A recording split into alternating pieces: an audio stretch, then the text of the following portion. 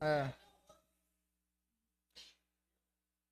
Pois bem, meus irmãos, indicados os livros, indiquei Anna Pierce, Francis Schaeffer e James Sire para falar de cosmovisão. Nós teremos boas introduções, tá bom? Então tá aí uma imagem bem ilustrativa de um borrão atrás e com os óculos uma visualização mais nítida. Perceber a realidade por meio das lentes. Por que que isso importa? Essa é a primeira pergunta que nós vamos responder e eu quero citar uma frase do Francis Schaeffer que eu tirei deste livro. Ele disse o seguinte: o cristão deve certamente resistir ao espírito deste mundo. Mas quando dizemos isso, entenda-se bem que o espírito da época nem sempre assume a mesma forma. O cristão deve, portanto, resistir ao espírito do mundo na forma que estiver se manifestando em sua própria geração. Muito bom, né? Então, assim, isso aí. Então, a questão é o seguinte: a guerra que a igreja guerreou em 1500 não é a mesma guerra que a gente guerreia no século XXI. Então, há inúmeras formas de guerras espirituais, intelectuais, há inúmeras formas. E entender o nosso cenário do século XXI, né, pós duas grandes guerras, pós ideologias inúmeras, é importante para a gente saber enfrentar o inimigo atual, porque não adianta a gente enfrentar o inimigo imaginário. Eu lembro de uma ilustração, não vou citar a fonte, porque eu não lembro de qual livro uma irmã falou, mas foi uma irmã que formou comigo lá na Caróis que falou o seguinte: tribos, não sei se era no Peru, não lembro se era México, estava guerreando com um outro povo que estava chegando. Só que essa tribo não tinha o entendimento de domar cavalos. E quando eles viram a outra tribo chegando com o cavalo, eles começaram a tirar a flecha no cavalo e não nos homens. Começaram a desperdiçar suas armas no cavalo. E aí os homens continuaram vivos. E aí eles entenderam que os inimigos eram os homens foram lá e venceram eles. Porque eles estavam matando um inimigo irreal, imaginário. Às vezes a nossa igreja pode estar batendo num saco que está só ar, que já está estourado, no inimigo que já morreu. Então é importante a igreja, o púlpito da igreja, isso é muito importante a gente salientar, que a igreja precisa ser a consciência do mundo. Então, se a igreja prega ou ensina coisas que não incomoda ninguém, ela perdeu a sua função missiológica de ser consciência do mundo. Porque não é possível nós estarmos amparados nas escrituras e identificarmos os inimigos a ser vencido e isso não incomodar ninguém. Não é possível. Não é possível. Isso é uma impossibilidade. Então, essa frase do chefe é muito pertinente. A gente precisa identificar. Geralmente hoje, no século XXI, a gente tem inimigos filosóficos e ideológicos que estão entrando na igreja de maneira soterrada e às vezes até escancarada já, né? E isso é importante a gente entender, para a gente saber qual guerra a gente vai lutar. E aí o Schaeffer se fundamentou em quem? Em Martinho. Martim Lutero, não Martim da Vila, Martim Lutero, o reformador. Olha o texto de Martim Lutero. Essa aí foi a guerra de Lutero, em relação com a Igreja Católica. A nossa vai ser uma guerra com a filosofia, com ideologias, com teologias erradas. Cultural, isso aí. Mas a guerra do Martim Lutero era uma guerra eclesiológica, de igreja, de poder, de império. Olha só o que ele falou. Se eu professar com a voz mais alta e com a mais clara exposição cada pormenor da verdade de Deus, olha agora, exceto precisamente aquele pequeno ponto ao qual o mundo e o demônio estão naquele momento atacando, eu não estou confessando Cristo. Ainda que ousadamente eu possa estar professando Cristo. Onde a batalha trava-se, ali a lealdade do soldado é provada. E estar em outro campo de batalha, que não este é apenas deserção e desgraça, se ele foge deste ponto. Então, é muito interessante essa fala do Lutero. Porque se a gente está pregando um monte de coisas que todo mundo já consegue enxergar, aí a gente não está travando a guerra espiritual que deveria travar. Eu estava ouvindo até a exposição do Jonas Madureira. Ele falou o seguinte: gente, eu vou evangelizar alguém. Aí olha só, olha a perversão do evangelho. Eu falo assim: Naran, você conhece Jesus? Aí eu falo assim: não conheço não. Então você sabia que você precisa fazer isso, aquilo para ser salvo? Aí Naran começa a ganhar um alívio. Nossa, mas isso eu já faço. Eu não traio minha esposa, sou bom trabalhador. Olha só, a igreja confirmou o pecado dele. Se eu não identifico o ídolo do Naran, se eu não identifico qual o problema do coração dele, a minha mensagem só vai confirmar ele no pecado. E é isso que o Lutero está falando. Se a gente não luta a luta que é para lutar, e fala um monte de outra coisa que não ofende ninguém, que dá paz a todo mundo, eu estou fugindo da guerra que o Senhor quer que eu lute. Então, olha a importância desse texto do Lutero para as nossas vidas hoje. Eu acabei de ler um texto também do Schaeffer, que ele fala sobre terminologia comum, significado diferente. Muitas igrejas atuais usam os termos idênticos ao nosso. Jesus é o Salvador. Mas o conceito e a mensagem que eles pregam é um Jesus totalmente oposto ao Jesus da Bíblia. Eles não estão lutando a lutas que eles deveriam lutar. Eles estão confirmando o povo no pecado. Então, a importância de estudar a cosmovisão, de entender o espírito da época. E nós só vamos saber ler o espírito da época se a gente souber o que é a cosmovisão, o que são valores, o que é filosofia, o que é certo e errado, né? O que são cosmovisões conflitantes. A gente vai ter uma habilidade para poder, então, interrogar e conversar com outras pessoas. Paulo, apóstolo, em 2 Coríntios 10, versículo 4 e 5, diz o seguinte: porque as armas da nossa milícia não são carnais, e sim poderosas em Deus. Olha agora, para quê? Porque essas armas são poderosas em Deus. Para quê? Olha o objetivo: destruir fortalezas. Será que Paulo está falando de fortaleza aqui, uma cidade murada? Não. Olha agora, anulando nós sofismas e toda altivez que se levante contra o conhecimento de Deus. Olha agora, levando cativo todo pensamento à obediência de Cristo. Olha a importância de a gente estar fundamentado numa cosmovisão bíblica, numa boa teologia, para poder guerrear no campo das ideias, para desfazer o sofisma, as altivez, para desfazer as fortalezas ideológicas e filosóficas que estão no coração das pessoas e fazer com que essa mente e esse coração seja resgatado e levado cativo à obediência a Cristo. Por que obediência a Cristo? Porque toda a mente, todo o coração está cativo a um Senhor. Não tem neutralidade nisso. Todo o coração e toda a mente está cativa a algum Senhor. A questão é a qual Senhor essa pessoa está cativa. E nós vamos, lógico, nós somos cristãos, nós vamos perceber que como a obediência ao Senhor, como a visão cristã, é a mais apropriada para ler a vida. Nós vamos perceber mais na frente que qualquer cosmovisão que não seja cristã, ela entra em contradição. Ela se perde no meio do caminho. Ela se torna uma contradição ambulante. Talvez há até alguma lógica interna num sistema pequeno, mas num sistema amplo, ou na prática da vida, essa cosmovisão se mostra totalmente contrária ao que deveria ser. Nós vamos perceber isso mais na frente. Hã? Entendi. Isso aí, exatamente. O Lewis fala um negócio muito interessante, né? Que, salvo engano, na Abolição do Homem. Um livro fenomenal também, para quem quer entender um pouco aí de relativismo.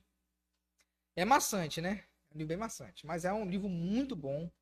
A Abolição do Homem. Ele vai falar o seguinte: todos riem da honra. Ah, honra para quê? Honra para quê? Até que você seja desonrado. Porque aí te fere. Então, essa questão do relativismo é bom quando eu estou debaixo desse guarda-chuva, para eu me proteger. Né? Mas quando eu sou ferido, aí você quer um absoluto. Não, que isso, rapaz, tá me desonrando. Ah, mas não existe honra? Existe verdade agora? Existe que é certo e errado? Então, todo mundo é relativista até alguém furar sua fila do pão. Furar a fila, um relativista não aguenta uma fila de banco. Simples assim. Prática aprova, não aprova a teoria. Quem?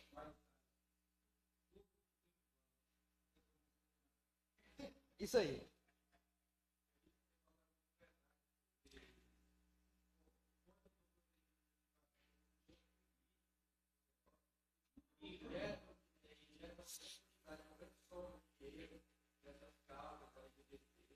Uhum.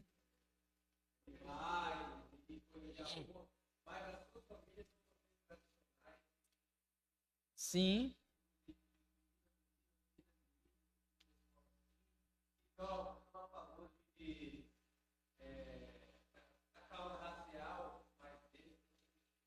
Isso aí.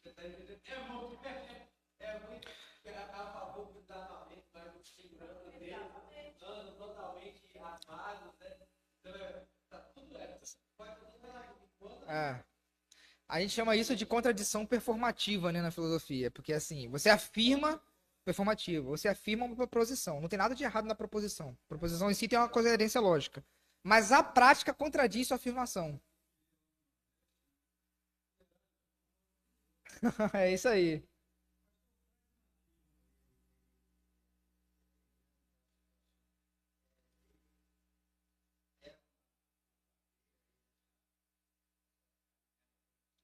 Sim. Pode ser usado para o lado bom e para o lado ruim, né? Mas uma filosofia pragmática não pode ser a filosofia eclesiológica. Não pode. A igreja nunca pode ser pragmática. Ela pode ser pragmática no sentido seguinte: poxa, a gente entendeu culturalmente que mudar para quarta-feira vai ser melhor. Aí está sendo pragmático.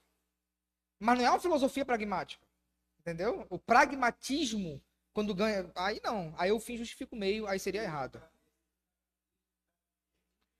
Sim, o fim. Isso aí.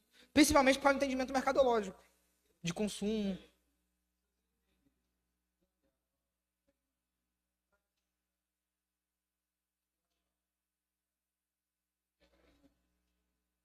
Uhum. Isso aí.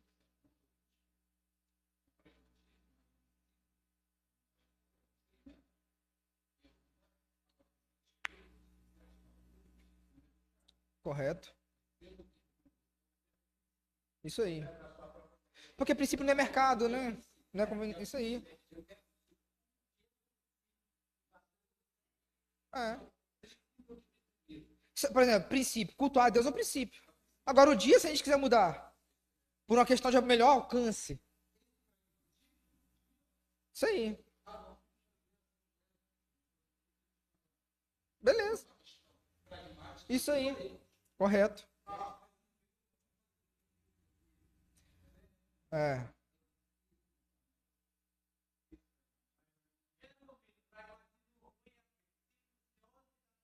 Isso aí. O pragmatismo com filosofia de vida é errado. Porque aí vai acabar o fim justificando os meios. Aí cai na ética utilitarista, que é inclusive uma coisa que a gente vai ver lá na frente. Isso aí. Correto. Então bora lá. Vamos entrar em cosmovisão, definição, importância, comparações entre cosmovisões. A comparação entre cosmovisões vai ser muito legal. Vai ser muito legal porque a gente vai usar uma estrutura bíblica cristã e nós vamos ver que toda cosmovisão mundana e secular usa a mesma estrutura.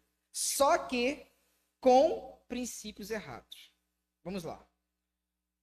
Essa frase aí já diz muita coisa. O ser humano é um ser hermenêutico por natureza. O ser humano. Ó, eu não tô falando que uma pessoa, que branco é hermeneuta, que preto é hermeneuta, que mulher. Todo ser humano, ele é um ser hermenêutico. Todo, sem exceção. Por natureza. Ninguém se relaciona com um objeto material, com um mundo externo, com outra pessoa, sem usar algumas lentes interpretativas. Ninguém. Ninguém. Isso é impossível. Até mesmo por causa da nossa constituição, de como nós somos. Nós somos pessoas que têm pendores para julgar. Porque Deus nos fez assim. Isso é constitucional. Agora a questão é: qual lente hermenêutica eu vou usar para interpretar aquela ação, aquela fala, aquele conjunto, aquela sociedade, aquela cultura? E é aí que o bicho pega. É aí que entra os conflitos das cosmovisões. Vamos lá. A nossa relação com o mundo passa inevitavelmente pelas lentes que usamos ou aquilo que somos, que é a cosmovisão. Os irmãos estão me ouvindo agora e estão me vendo. Izete, Naran, Pastor Mário, Charles, Tito. Todos vocês têm pressupostos que são a lente que estão filtrando o que eu estou falando. A depender do que eu vou falar, talvez na hora eu fale assim, rapaz, sei que o pastor falou, não concordo muito não. Aí Charles pode falar assim, rapaz, sei que o pastor falou, tá totalmente correto. Foi a mesma fala, a mesma fonética, o mesmo sentido que eu falei, mas a recepção dessa mensagem foi distinta. Por quê? São duas cabeças pensantes. São dois hermeneutas, são dois exegetas ouvindo. Essa questão é importante porque sempre que a gente vai conversar com alguém, seja evangelismo, seja apologética, seja em discipulado, quando eu for pastorear alguém no aconselhamento bíblico, eu tenho que saber que aquela pessoa está carregada de pressuposições, de uma lente pela qual eu enxergo o mundo. E talvez eu estou falando X e ela está ouvindo X, mas o conceito, o sentido de X para ela é outro. E isso é importante para eu fazer com que a minha comunicação seja significativa e real e tenha impacto e peso. É importante demais nós entendermos isso. Olha só agora, eu vou dar dois exemplos comparativos e introdutórios acerca de... Tito, pega um copinho de água para mim, por favor. Vou usar aqui dois exemplos de pressuposição de origem. A cosmovisão, a lente que nós julgamos o mundo, ela é uma ponte de partida. Eu vou colocar agora dois pontos de partidas de origem do universo. E eu vou perguntar para os irmãos se isso afeta ou não como a gente lê o mundo, a cultura, as pessoas, os experimentos científicos. Olha só. Moisés escreveu o seguinte: no princípio criou Deus os céus e a terra. Gênesis 1:1. A Bíblia começa assim, falando de criação. Nós vamos entender como que a doutrina da criação ela é chave fundamental para nós sermos cristãos adequadamente. Sem a doutrina da criação, a gente se perde em todo o caminho. Olha agora. No princípio criou Deus os céus e a terra. Olha agora. Agora um outro postulado. Esse é o postulado do Pentateuco, de Moisés, cristão. Olha agora o postulado do Manifesto Humanista Secular, primeiro, que foi escrito em 1933. Olha esse postulado aí. O universo autoexistente e incriado. 33. Esse aí foi o primeiro manifesto humanista secular. Tem outros manifestos, esse é o primeiro. Olha só, meus irmãos. Dois postulados que irão desencadear tudo na vida. Não é só uma questão de desencadear ideias, coisa abstrata. Aqui a gente não está falando quantos anjos dançam na ponta da agulha. Aí está falando de coisas que vai ter desdobramentos na ciência, na sociologia, na filosofia, na teologia, na família, na constituição de igreja, de empresa, de moralidade. E aí eu vou deixar, olha só como os irmãos vão perceber. Agora eu vou deixar com vocês. Qual é o impacto dessas duas frases? Como é que isso pode moldar uma sociedade, uma cultura, uma igreja, um ser humano? Olha o primeiro de Moisés e olha depois o Manifesto Humanista.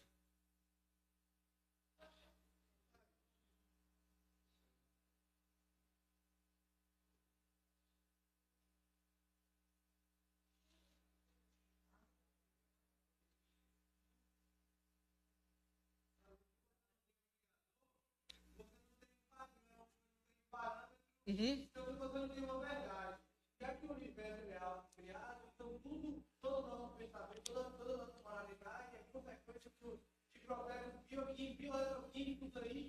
Então, se uma pessoa estuprou, ela também sofreu um processo de evolução, né? Uma moral. Acabou. Correto. Toda a moralidade da Terra. Quando você tira algum padrão do criador. Olha só, a esperança cristã, por exemplo, a esperança cristã. Seria possível coadunar com a segunda frase? O universo é incriado, autoexistente, é eterno, é tudo que há? Sim, é impossível. Olha só, isso aqui é importante para os irmãos entenderem como que um postulado vai afetar toda a vida. No princípio criou Deus os céus e a terra. Primeiro, já tem um dono, céu e terra tem dono. Olha só, a característica criador de Deus afeta tudo. Segundo, existe um Deus pessoal, porque ele criou e é livre. Eu me relaciono com a pessoa transcendental. Correto? Se ele criou, isso aqui é importantíssimo. E ele criou todas as coisas ou algumas coisas. Existem coisas autônomas de Deus? Tudo foi criado por Deus. Gênesis 1 e Gênesis 2 também. Vai falar sobre a criação. Isso aí. Se é pré-existente, não, né? Mas é uma filosofia errada. Filosofia errada. Olha só. Se Deus criou todas as coisas, e nós cremos nisso, que não há independência de Deus ontologicamente falando, não tem como algo existir fora de Deus, beleza? Significa que instituições, olha agora, estruturas e direções são dadas por quem? Por Deus. Por exemplo, qual é a estrutura familiar? Por direito existem vários. Para Deus. Se existe um Criador, existe um telos, uma finalidade, um propósito, existe uma estrutura. O que é o casamento, biblicamente falando? Um homem e uma mulher. Ah, mas pode ter... Não, não pode. Porque quem criou tem o poder e detém todo o direito de configurar estruturalmente aquela instituição. Quem foi que instituiu a sociedade? O planeta Terra. Então, onde a gente vai achar referência de como se relacionar com o ser humano, com a mulher, com o planeta Terra, com a economia, com a sociedade? Qual é a referência? Deus. É Deus. Agora, rapidinho. Se eu não tenho um criador, quem é que vai dizer para mim o que é certo e errado? Primeiro, eu vou crer em revelação? Não vou. Quem é que vai dizer para mim o que é certo e errado? Senso comum, a construção histórica, o ser humano foi percebendo que aquilo ali é bom, mas é bom absoluto ou não? Porque olha só, se a moralidade é um progresso histórico, aquilo que foi errado no passado pode ser certo hoje. E aquilo que é certo hoje pode ser errado amanhã. Entendeu? Então, aquelas pessoas primitivas que estupravam, matavam, roubavam, não estava errado porque estavam dentro de um conceito que não limitava eles. Aquilo, a gente não pode fazer um julgamento histórico. É isso que vão falar, não. Eles estavam dentro de um ambiente fechado. Não tem como fazer um julgamento histórico, mas lógico que tem. Mas a gente só vai ter um padrão externo à história e ao mundo para julgar se nós crermos que o universo é criado e que tem o doador. Pode falar, Nara.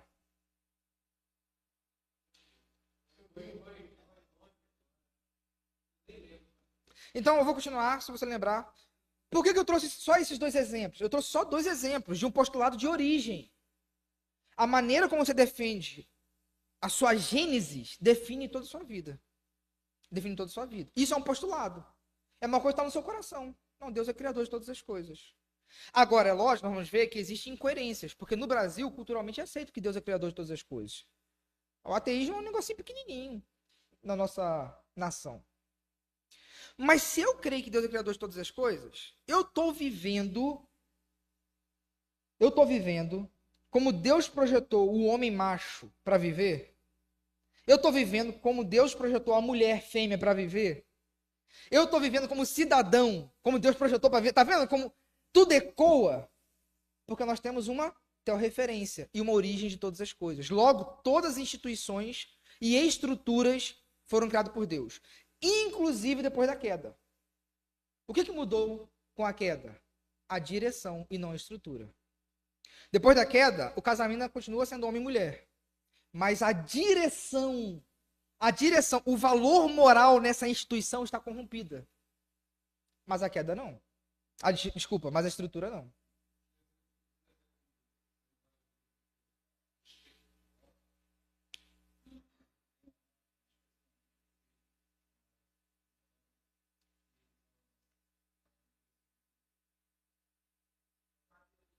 Isso aí.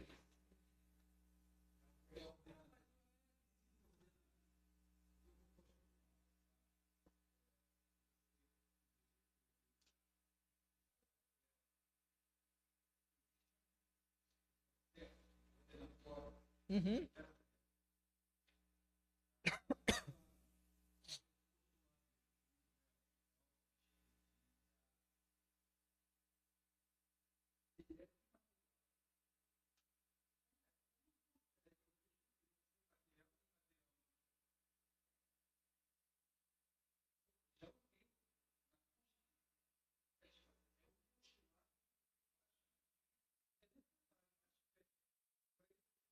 Isso aí. E criado.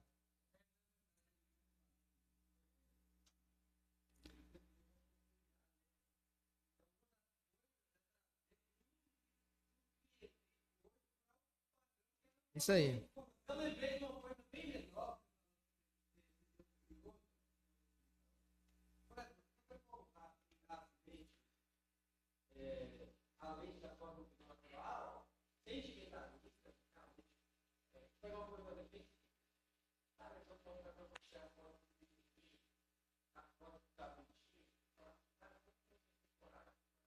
De comer um bichinho desse.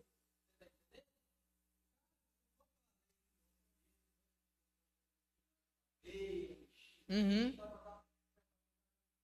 Mas Deus falou para Noé, tá dando todos os animais da terra para viver. Isso aí. E aí? Você não tem uma base ali, um padrão absoluto que é Deus? Correto. E aí, no que você vai ficar? Não, e outra coisa, por quê? Porque o humanista pode falar que um ser humano vale mais que um animal. Não tem base absoluta. Por que a gente acha que o ser humano é mais importante que um bezerrinho com a tartaruga? Base criacional. Quem é que é portador da imagem divina? Deus falou para Moisés, para Noé, primeiro para Noé, lá em Gênesis 9, que pelo sangue o homem iria derramar seu sangue. Por quê? Porque matou alguém que é portador da imagem de Deus. Mas por que quando alguém mata um animal não tem pena nenhuma? Nesse sentido. Por quê? Entende? Porque a gente está valorizando ou valorando a existência de acordo com a narrativa. A nossa narrativa é criacional.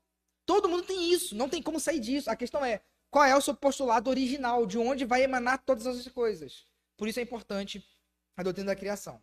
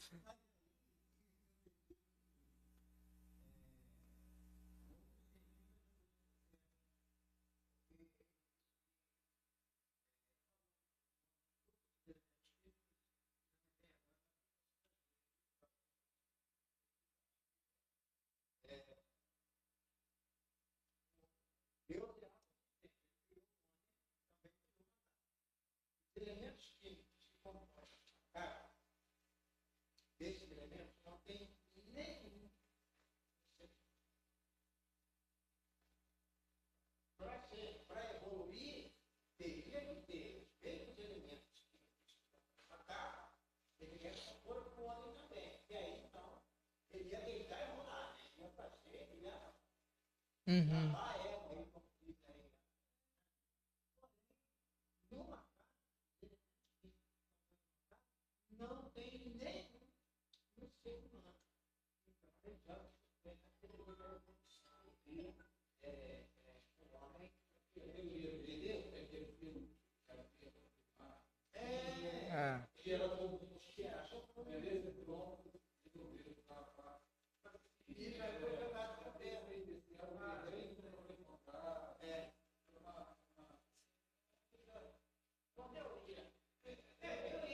É.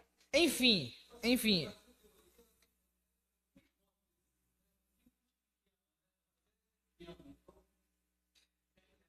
Mas observe que até para alguém chegar em várias conclusões, vai ter que ter um postulado da origem, né? Então, a importância de nós termos isso. Isso é para a gente entender como que a cosmovisão vai ressoar na vida toda.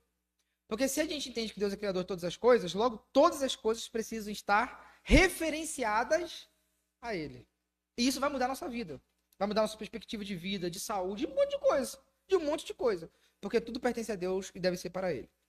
O ser humano é um ser hermenêutico por natureza. Vamos continuar ainda avançando nessa frase. Nós reagimos às interpretações que temos dos fatos e não aos fatos diretamente. Meus irmãos, isso aqui é muito real. Nós reagimos de maneira imediata às interpretações que nós temos dos fatos e não aos fatos diretamente. Eu vou dar alguns exemplos, tá? Vou dar alguns exemplos para ficar bem claro. Até o século XVIII estava vindo o doutor Felipe Fontes falando, doutor em filosofia, né?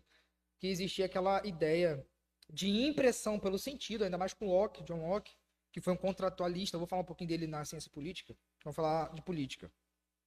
Que entendia que o entendimento humano era uma impressão do mundo fora imprimida em nossa cabeça. Mas aí, com a filosofia crítica alemã, começou a se indagar algo.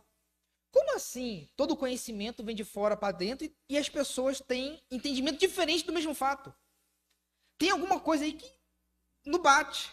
E aí nós chegamos que toda a relação com o mundo objetivo, ela é intermediado.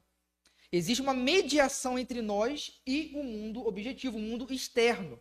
E que mediação é essa? São as nossas pressuposições, são as nossas lentes, são as cosmovisões existentes. Vou dar um exemplo. Uma mulher do lar que cuida dos filhos. Vamos supor que aí está o quadro. O que é isso? É opressão? Não sei, eu estou dando um fato. Botei uma foto ali. Uma mulher do lar cuidando dos filhos. Um fato, é um fato. Mas observe que você não vai se relacionar com o fato direto. Você vai se relacionar com a interpretação que você tem daquele fato. Olha que coisa linda. Uma mulher cuidando dos filhos. Uma mãe dando sua vida pelos filhos. Olha só que coisa opressiva. Masculinidade tóxica. Patriarcado. Observe, existe um fato. O fato em si, a matéria, está lá, está constituída. A valoração eu vou dar de acordo com o meu coração. Tá entendendo? Olha a importância da gente trazer à consciência a nossa cosmovisão, bem como jogar luz na cosmovisão dos outros. Porque a questão não é mudar o fato, às vezes não é mudar comportamento, é mudar a percepção. Evangelismo, evangelho, discipulado tem isso. Às vezes a pessoa vai fazer as mesmas coisas e depois se converte, mas com um espírito renovado, um espírito diferente, uma percepção diferente, com uma harmonia, não simplesmente externa, mas também interna. Outro exemplo. Uma jovem entrando numa clínica de aborto. Olha que progresso! Gente, quando foi sancionado o aborto lá na Argentina, eu vi uma foto de doer. Eu não vi a foto de uma mulher abortando. Eu vi foto de mulheres chorando, comemorando. É progresso! É liberdade! E o meu coração rachou. Gente, deu vontade de chorar. Olha, eu não choro com notícia, não, mas naquele dia, vendo aquela imagem, aquele pessoal comemorando. Comemorando. Por que uma mulher grávida pode olhar para o ventre, para o seu fruto e falar assim, que coisa horrível que me aconteceu? E o outro olhar e falar assim, que coisa maravilhosa que me aconteceu. O fato é um. Biologicamente é um. É um feto, uma criança sendo gerada no ventre de uma mulher. Olha agora a interpretação. Quem é que dá essa interpretação? Nosso coração. O que reina no nosso coração. Observe. E uma coisa, só para concluir esse ponto, Naran. Estava ouvindo o Francisco Ratzo, filósofo católico, falando sobre aborto. E ele falou o seguinte assim: o que leva uma mulher a abortar? Biologicamente não é natural. A natureza pede para viver. O corpo dela gera vida. São ideias erradas. Você olha como ideia tem impacto. A mulher, por ter uma ideia errada, olha para a bênção da vida e fala que aquilo é uma maldição. A lente interpretativa, a cosmovisão, a filosofia que a pessoa adotou. A ideia consegue entrar e fazer com que as engrenagens não rodem. E faz com que a coisa mais natural e mais bela do mundo se torne algo indesejável. Cosmovisão, ideias, filosofia. E vai se espalhando.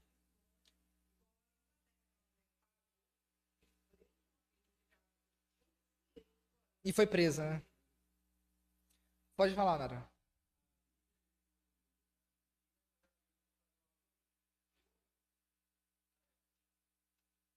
É mesmo? Sabia disso.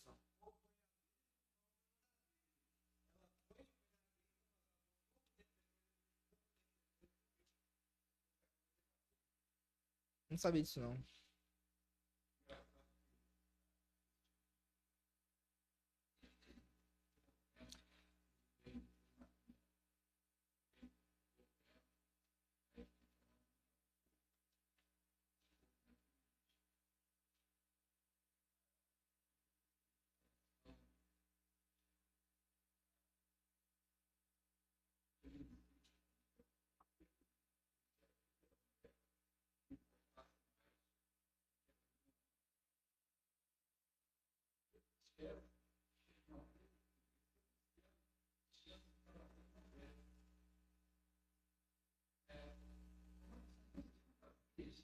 É incoerente, é horrível.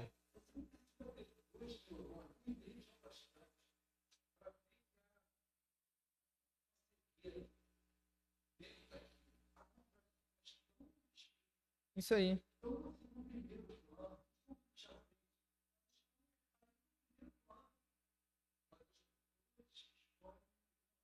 Correto.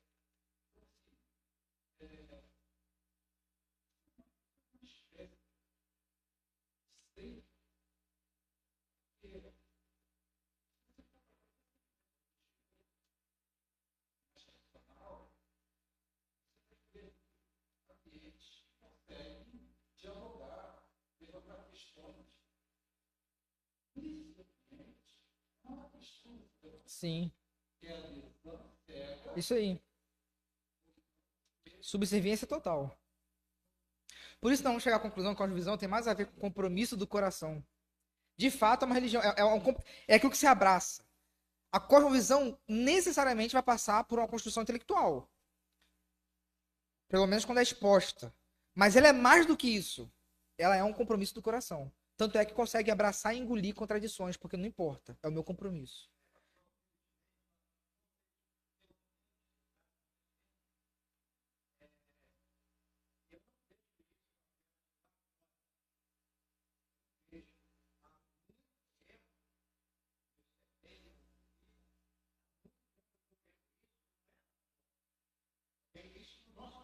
Sim, infelizmente.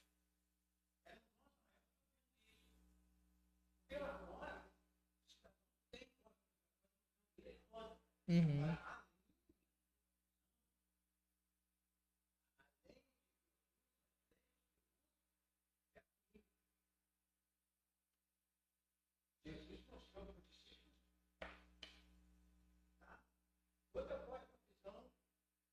Eles deveriam abraçar. E eles abraçaram. Se eles abraçaram, eu posso abraçar também. Agora, infelizmente, a gente tem hoje uma sucessão de conflitos, entre aspas, evangélicos, né? E que, infelizmente, não está inserido dentro desse estudo maravilhoso que o pastor está trazendo. Infelizmente, já tem aqui 4 pessoas. Infelizmente. Tá? Por quê? Eu tenho que se eu parar para contar para os irmãos, tá? Que eu tenho visto, não é que ninguém falou, tenho visto matéria de aborto, de pensamento, partindo de líderes que julgam o aborto como algo relativo, É. não é? Infelizmente, né?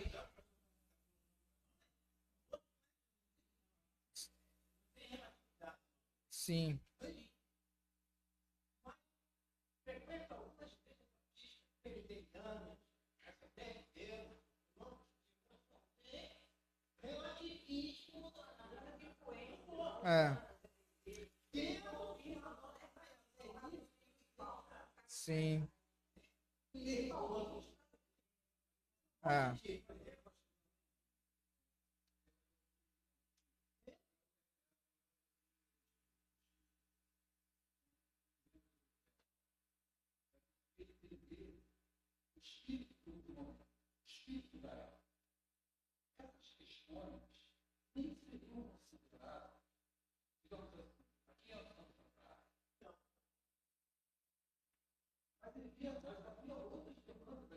Sim, sim.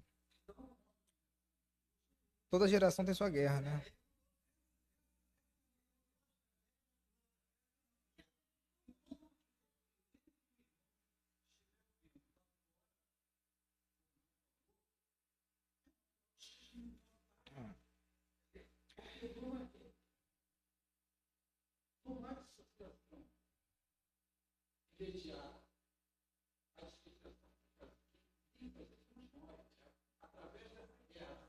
Ah, isso aí.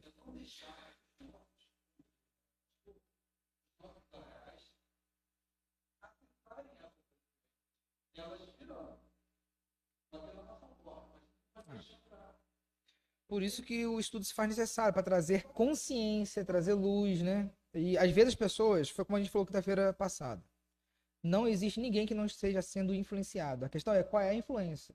Então, às vezes, a pessoa é cristã, é realmente cristã, tem fé. Só que está se convivendo tanto com a cultura e não há essa consciência na igreja mais, que a gente falou no início, a igreja deixou de ser consciência do mundo, que a pessoa começa a ir.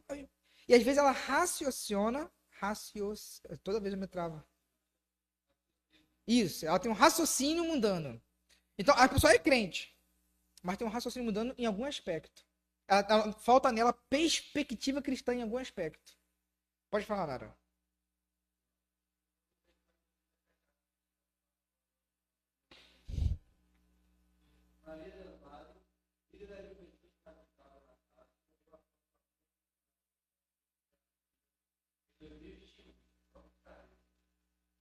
que foi a líder.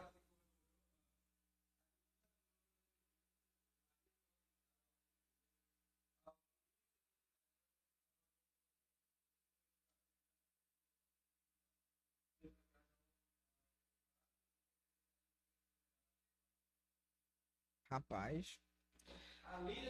Foi consequência de sua própria ideia, né? Realmente. O último fato aí, meus irmãos, que eu trouxe, que é ponto pacífico, já não está sendo tão pacífico, né, pastor Mário? É dois homens contraindo matrimônio, por exemplo. O conceito de casamento e patrimônio, pra gente, não cabe em dois homens, em duas mulheres. Não cabe. Por quê? Por que não cabe, meus irmãos? Cosmovisão criacional. Quem foi que deu a estrutura? Deus. E a estrutura é quem? Homem e mulher. Se a parede é branca, eu vou falar que é preto? Entende?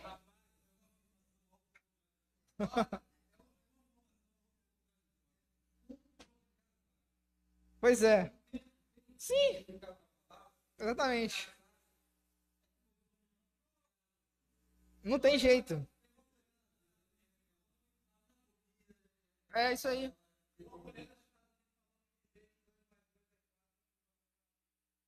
Meu Deus do céu. Gente, deixa eu concluir só essa parte aqui pra gente ir embora. É o último slide dessa frase, que eu tô trabalhando essa frase. O ser humano é um ser hermenêutico por natureza. Só pra encerrar hoje. Passou muito rápido. Eu achei que ia passar tudo. Olha só. A cosmovisão cristã pretende, portanto, o que nós vamos querer fazer aqui? Por que a gente vai estudar política e ética? Irmão, vê que ética é um assunto que não dá para trabalhar com letra da lei. Não dá para ser só assim, não matarás. Esse não matarás pode ter especificidades, isso aí. Então, assim, não se faz ética com legalidade. Se faz com cosmovisão e princípio cristão. E aí você faz um balanceamento circunstancial dentro de princípios. Olha só agora, para não correr risco de heresia. Quebrar a letra da lei sem quebrar o espírito da lei. Entende? Então, assim, entender Bíblia não é só entender a letra, a frieza da letra. É compreender o caráter cristão da lei. E o caráter cristão da lei é sempre o bem maior. E aí nós vamos chegar lá em algumas questões éticas. Vou ler aqui rapidinho para encerrar. A cosmovisão cristã pretende, portanto, enxergar a realidade como Deus a enxerga. Conformidade epistemológica, verdade. Eu vou ler isso aqui não, porque eu vou ter que explicar quinta-feira que vem. Então, enfim, a gente acaba aí, quinta-feira que vem a gente volta nessa frase. A cosmovisão pretende, portanto, enxergar a realidade como Deus a enxerga. Conformidade epistemológica, verdade. Ou seja, a gente quer chegar à verdade. O que é verdade? É uma adequação à realidade. Pelo menos, essa é o conceito cristão da verdade. Conformidade epistemológica é porque a gente conhece a coisa mediante aquilo que Deus nos deu em sua estrutura, mas aí com a revelação de Deus, a gente conserta a sua direção e a gente tem um casamento de estrutura e direção numa harmonia para chegar então à verdade que Deus quer que a gente chegue. Vamos parar aí e aí a gente trabalha um pouco mais esse texto quinta-feira que vem. Tá bom? É. Não, é porque assim, o assunto foi envolveu, né? A gente começou aqui 8h05, acho. O assunto envolveu. É, isso aí. É, não tem jeito, porque estiga muito, né?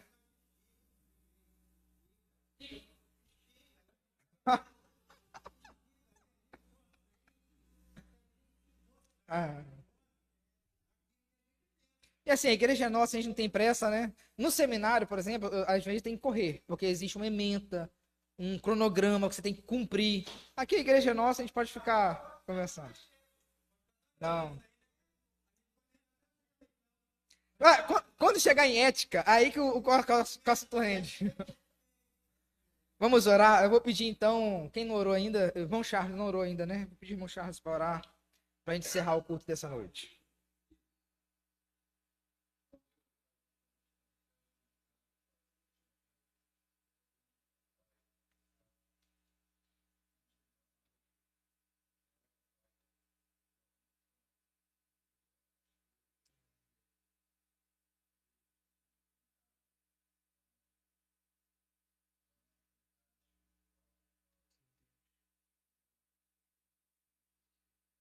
Amém.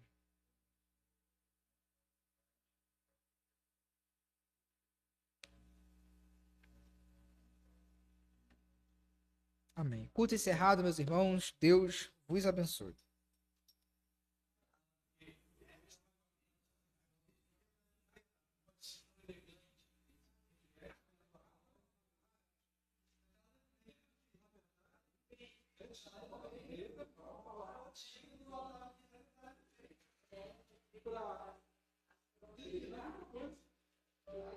Só que aí você vai estar sendo moral usando a palavra ética.